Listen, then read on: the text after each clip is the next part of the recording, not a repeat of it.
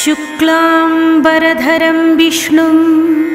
शशिवर्णं चतुर्भुजं प्रसन्नवदनं ध्यायेत् सर्वविघ्नोपशान्तयेत्। वक्रतुण्डं महाकाय सूर्यकोटिसमप्रभ निर्विघ्नं कुरु मे देव सर्वकार्येषु सर्वदा। न्यासः अस्य श्रीवासवी कन्यका परमेश्वरी अष्टोत्तरशतनामस्तोत्रमाला मन्त्रस्य समाधिर्षिः श्रीकन्यका परमेश्वरी देवता। अनुष्टुप् छन्दः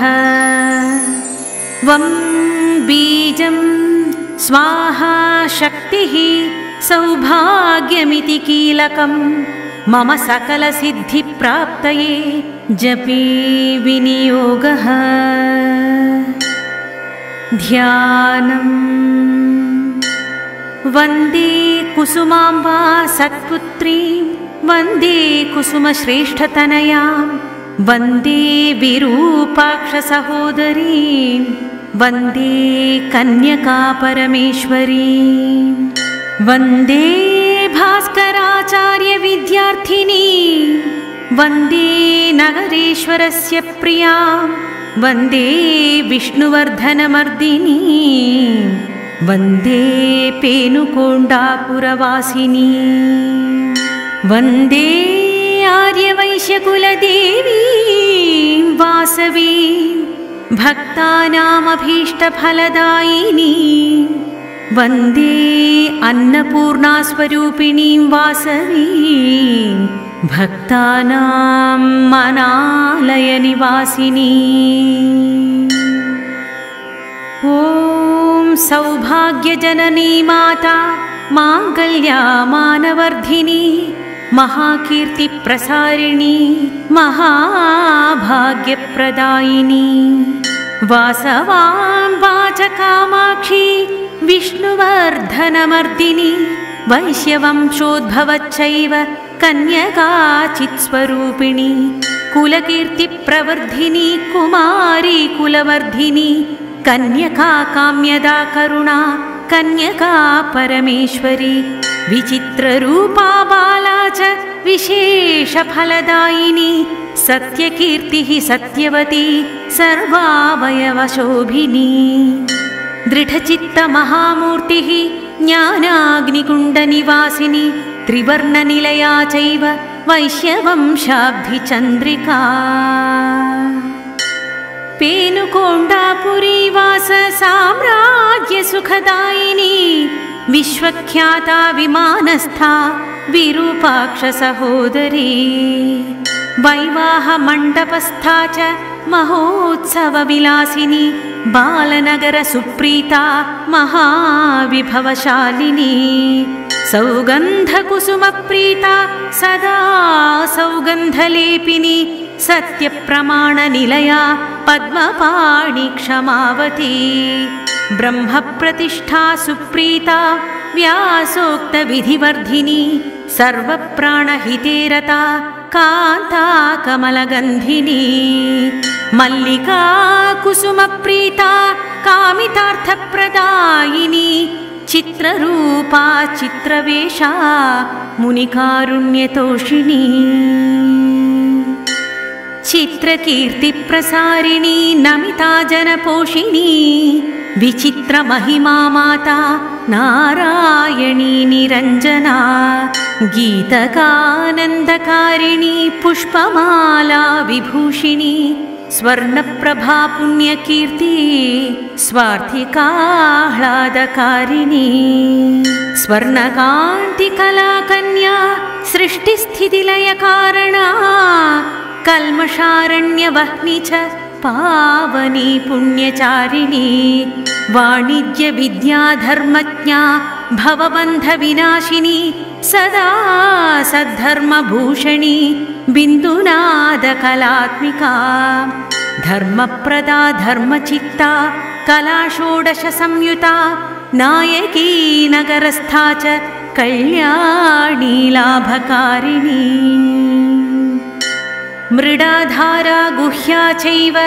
नानारत्नविभूषणा कोमलांगी च देविका सुगुणा शुभदायिनी सुमुखी जाह्नवी चैव देवदुर्गा दाक्षायणी त्रैलोक्यजननी कन्या पंचभूतात्मिका परा सुभाषिणी सुवासिनी ब्रह्मविद्या प्रदायिनी सर्वमन्त्रफलप्रदा वैश्यजनप्रपूजिता करवीरनिवासिनी हृदयग्रन्थिविभेदिनी सद्भक्तिशालिनी माता श्रीमत्कन्या शिरोमणि सर्वसम्मोहकारिणी ब्रह्मविष्णुशिवात्मिका वेदशास्त्रप्रमाणा च विशालाक्षी शुभप्रदा सौन्दर्यपीठनिलया सर्वोपद्रवनाशिनी सौमङ्गल्यादिदेवता श्रीमन्त्रपुरवासिनी वासवी कन्यका माता नगरेश्वरमानिता वैश्यकुलनन्दिनी वासवी सर्वमङ्गला इदं स्तोत्रं वासव्यानाम्नामष्टोत्तरं शतम् यः पठेत् प्रयतो नित्यं भक्तिभावेन चेतसा न शत्रुभयं तस्य सर्वत्र विजयी भवेत् सर्वान् कामानवाप्नोति वासवां वा प्रसादतः इति श्री वासवी कन्यका परमेश्वर्यष्टोत्तरशतनामस्तोत्रं सम्पूर्णम् समर्पणम् यदक्षरपदभ्रष्टं मात्राहीनं तु यद्भवेत् तत्सर्वं क्षम्यतां देवी वासवाम्बा नमोऽस्तु ते विसर्गबिन्दुमात्राणि पदपादाक्षराणि च न्यूनानि चातिरिक्तानि क्षमस्व परमेश्वरी अन्यथा शरणं नास्ति त्वमेव शरणं मम तस्मात् कारुण्यभावेन रक्ष रक्ष महेश्वरी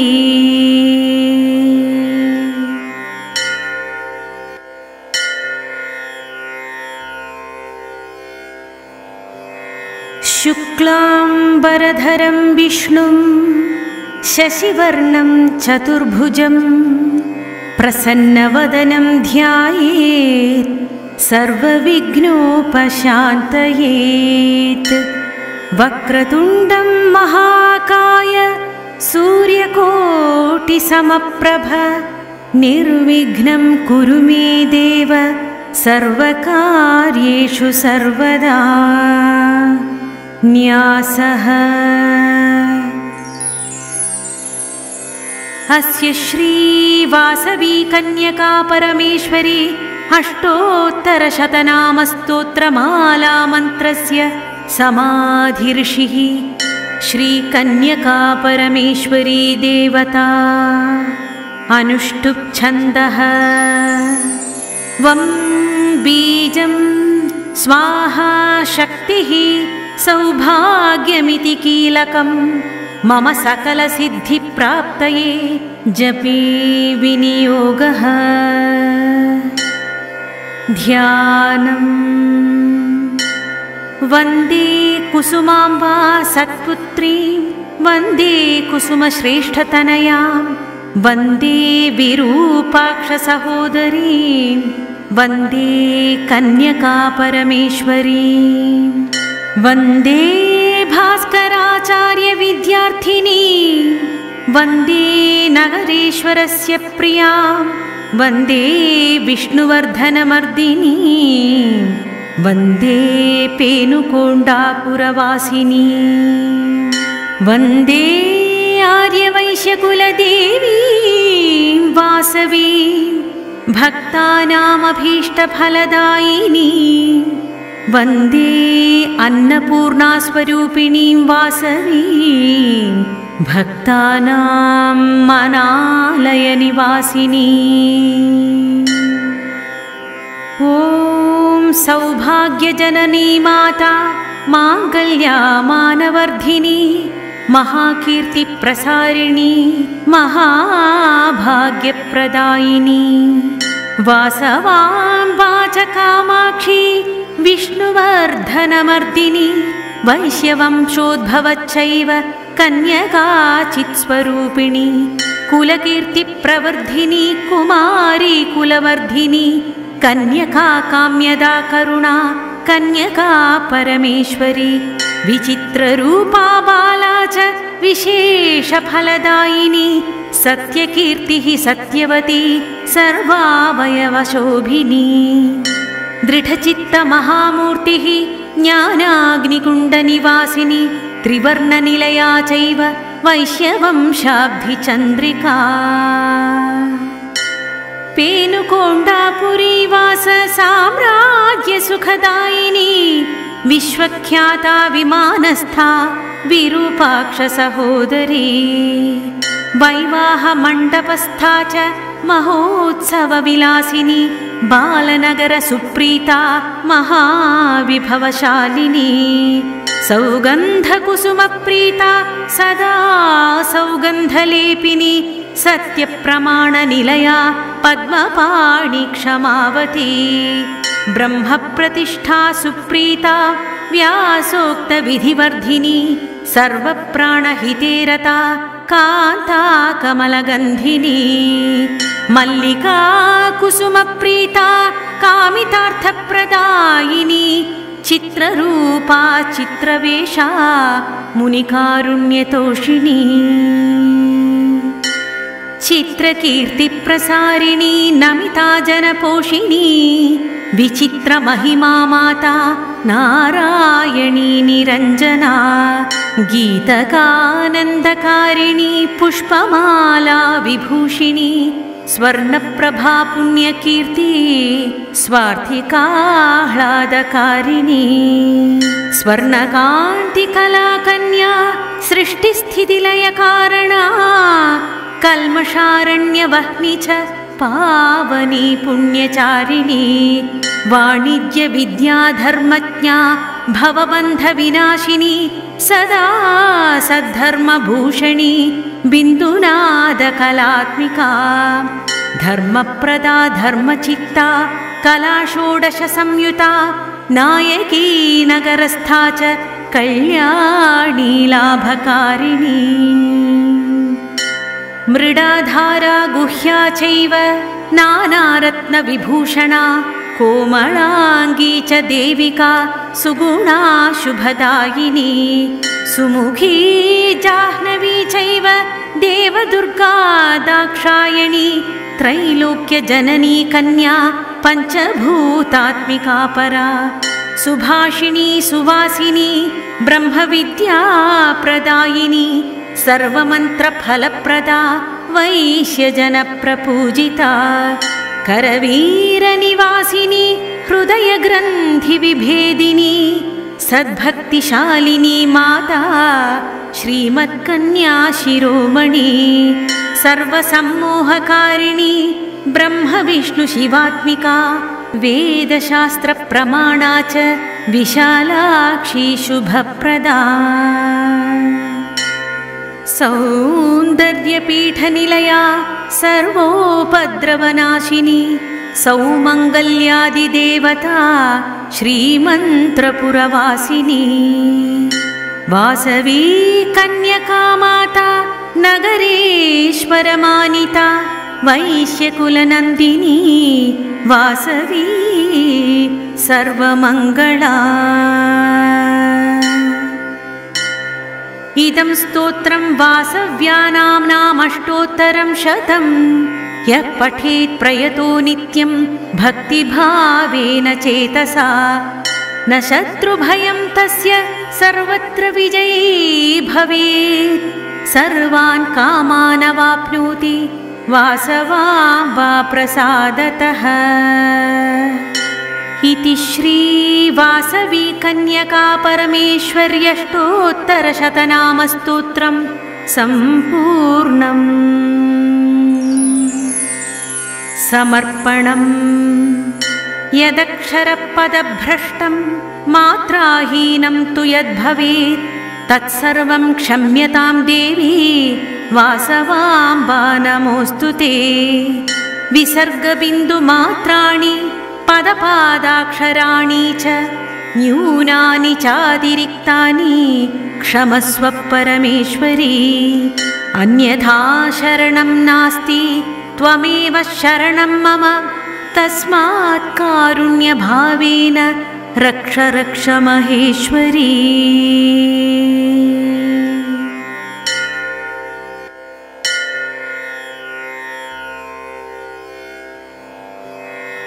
शुक्लाम्बरधरं विष्णुं शशिवर्णं चतुर्भुजं प्रसन्नवदनं ध्यायेत् सर्वविघ्नोपशान्तयेत्।